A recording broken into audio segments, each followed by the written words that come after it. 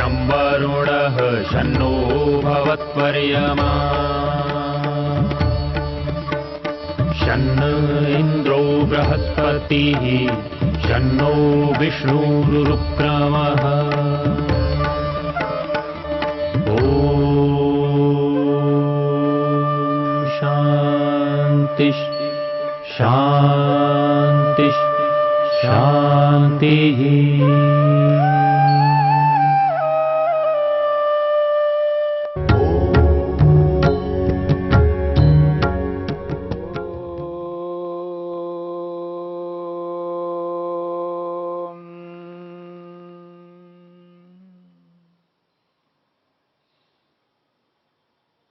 समाधिपाद के 44वें सूत्र में हमने सूक्ष्म पदार्थों को समझने का प्रयत्न किया।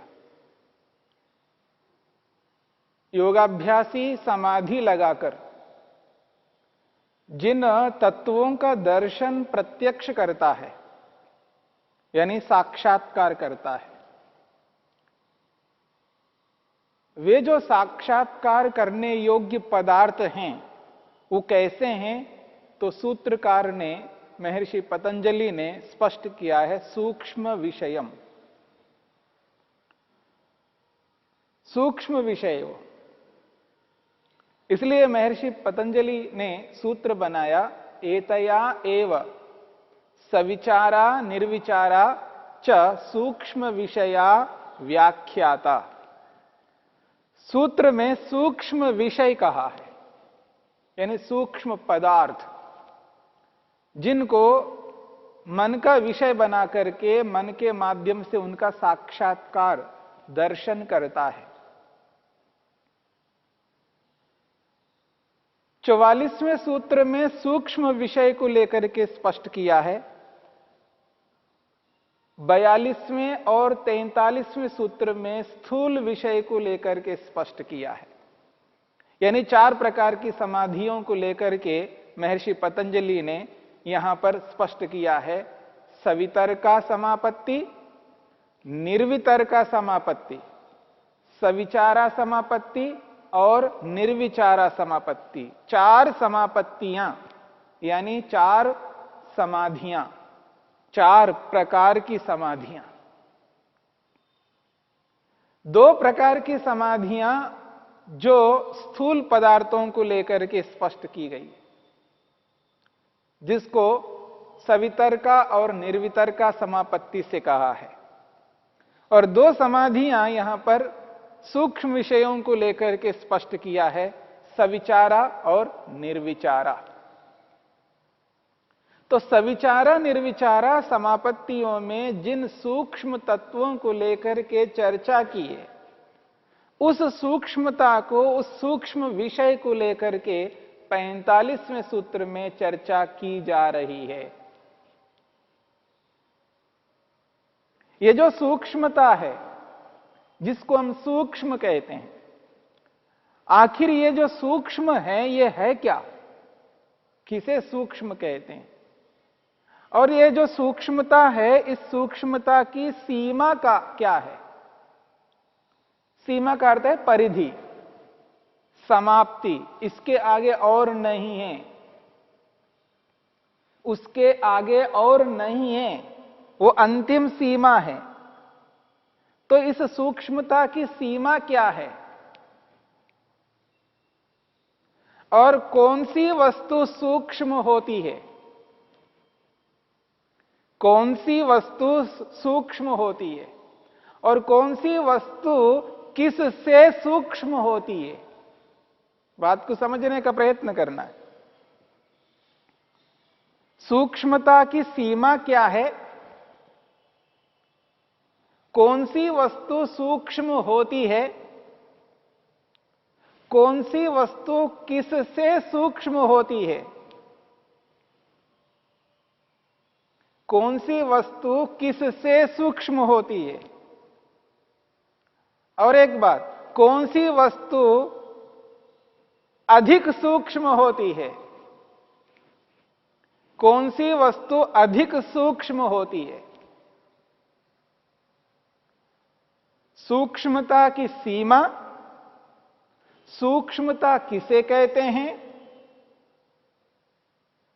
कौन सी वस्तु किससे सूक्ष्म होती है, कौन सी वस्तु अधिक सूक्ष्म होती है। ये जो सूक्ष्मता है, सूक्ष्मपन है, पहले इस सूक्ष्मता को समझने का प्रयत्न करते हैं।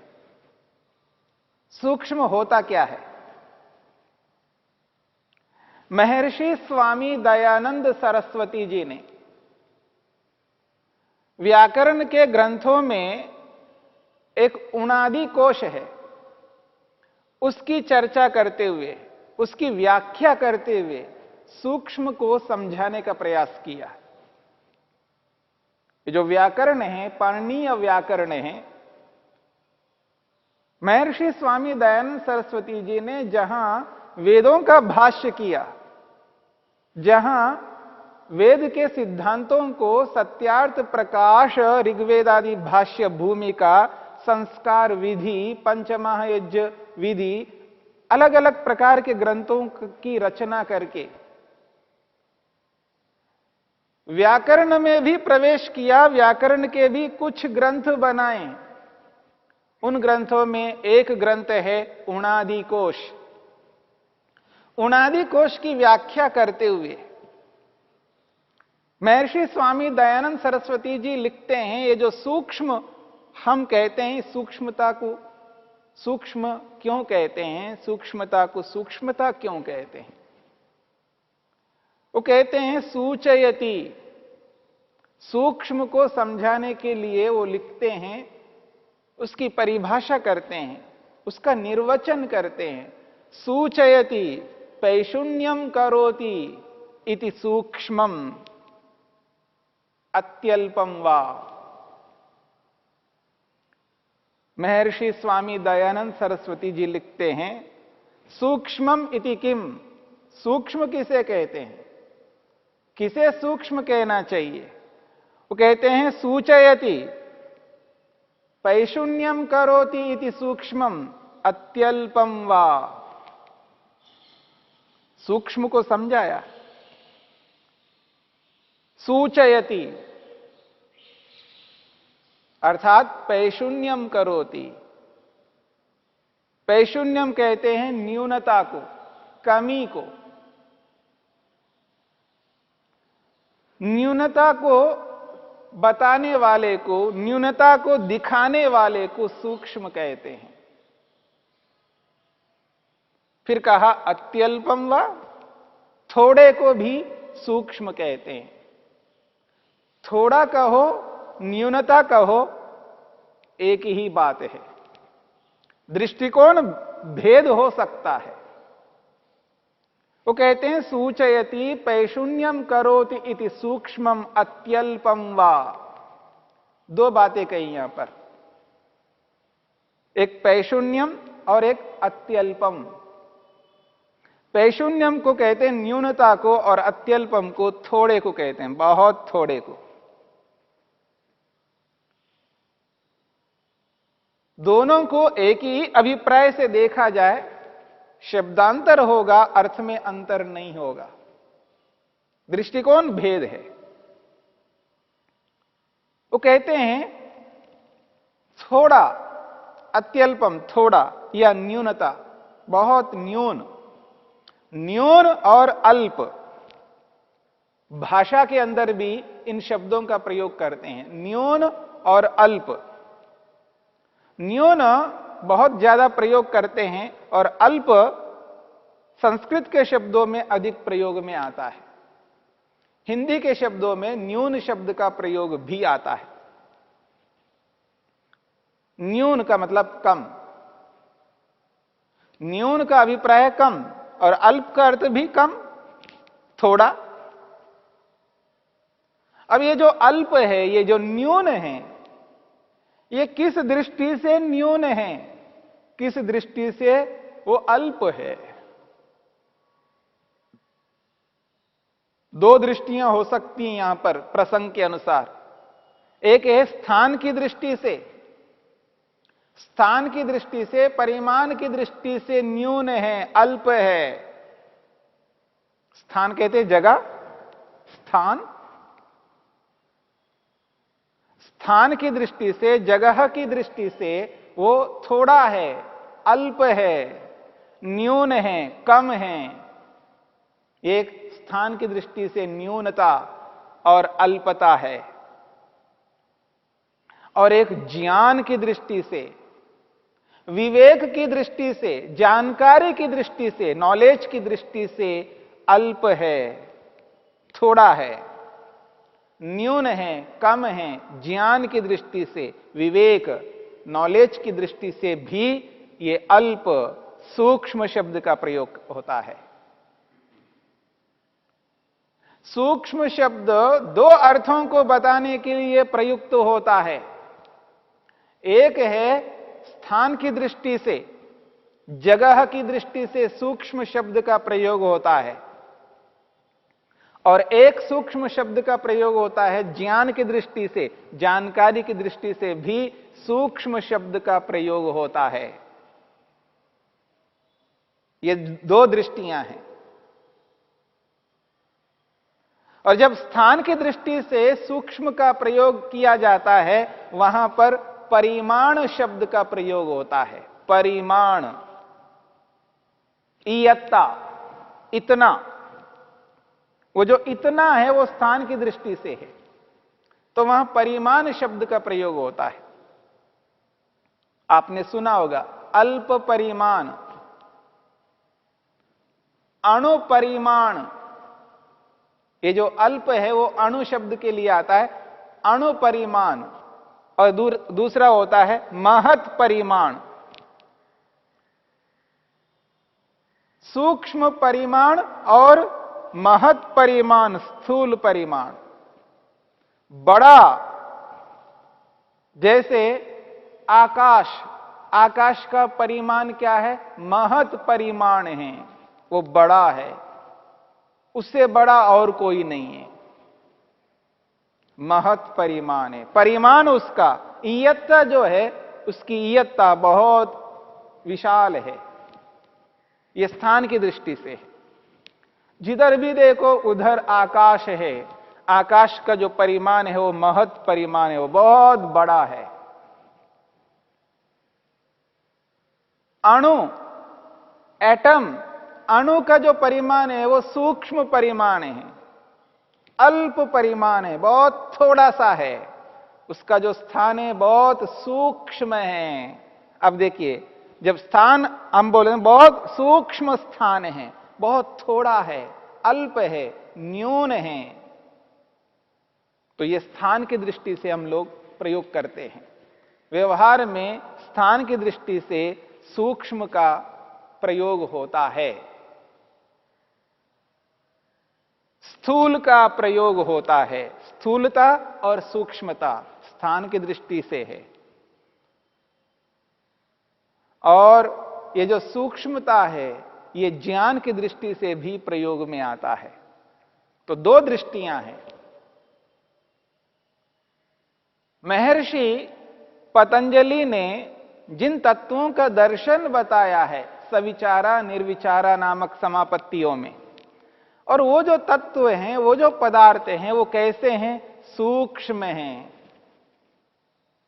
अब इसी सूक्ष्मता को लेकर के हमें समझना है। देखिए, संसार जो भी बना है, जो सारा का सारा ब्रह्मांड हमें जो भी दिखाई दे रहा है, जितना भी दिखाई दे रहा है, हमारी आंखें जहां तक देख सकती हैं, या यंत्र लगा करके, माइक्रोस्कोप लगा करके, दूरबीन लगा करके हम दूर दूर तक जितना देख सकते हैं, लंबा चौड़ा संसार है, पूरा का पूरा ब्रह्मांड जितना भी हमको दिखाई देता है, ये कार्य पदार्थ है, ये बना हुआ है, इसे हम कार्य कहते हैं। और जिस कारण से ये संसार बना है, जिन कारणों से ये संसार बना है, उसको हम कारण शब्द से कहते हैं। कार्य और कारण, कारण कार्य।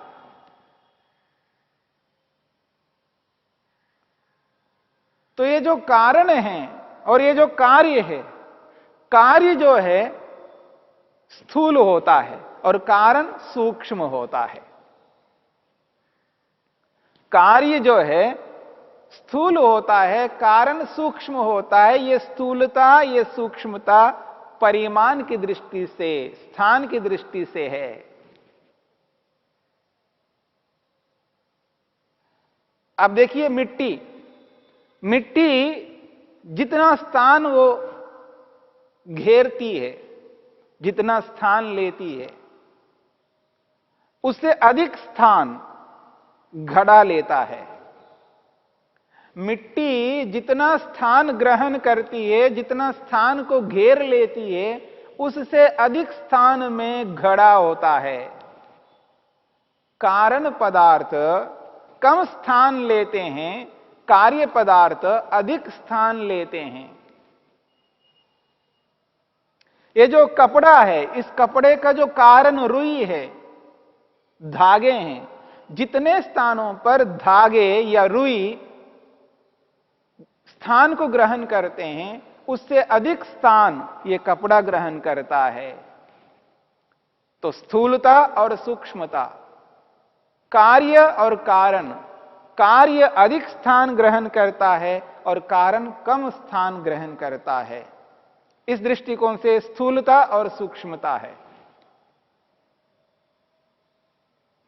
तो जो कार्य पदार्थ है वो स्थूल होते हैं, महत परिमाण वाले होते हैं, और जो कारण पदार्थ होते हैं वो सूक्ष्म होते हैं, अल्प परिमाण वाले होते हैं। इसी अल्पता को, न्यूनता को सूक्ष्म शब्द से स्पष्ट किया है। सूक्ष्मम इति सूचयति पैशून्यम करोति इति सूक्ष्मम अत्यल्पम वा। यह है सूक्ष्मता। हमने स्थान की दृष्टि से सूक्ष्मता को समझने का प्रयत्न किया। तो जो स्थान की दृष्टि से छोटा और बड़ा होता है, और जितना बड़ा बड़ा होता है उसको महत् परिमाण कहते हैं, उसको स्थूल कहते हैं, और जितना छोटा छोटा होता जाता है उसको अल्प परिमाण कहते हैं, अणु परिमाण कहते हैं। उसी को सूक्ष्म शब्द से कथन करते हैं। महर्षि पतंजलि ने जिन सूक्ष्म पदार्थों का दर्शन 44वें सूत्र में स्पष्ट किया है, उन सूक्ष्म पदार्थों के विषय में 45वें सूत्र में स्पष्ट किया जा रहा है कि वो जो सूक्ष्मता है वो सूक्ष्मता क्या है, और वो सूक्ष्मता कहां तक जाएगी, कहां उसकी समाप्ति है, और कौन सी वस्तु सूक्ष्म है, किससे सूक्ष्म है, किसकी अपेक्षा से वो सूक्ष्म है, और कौन सी वस्तु किससे अधिक सूक्ष्म है, और वो अधिकता उसकी भी एक सीमा है, उसकी सूक्ष्मता ये अधिक से अधिक सूक्ष्म है, उससे और अधिक सूक्ष्म नहीं हो सकता। इन सब बातों को लेकर के समझने का प्रयत्न हम सबको करना है।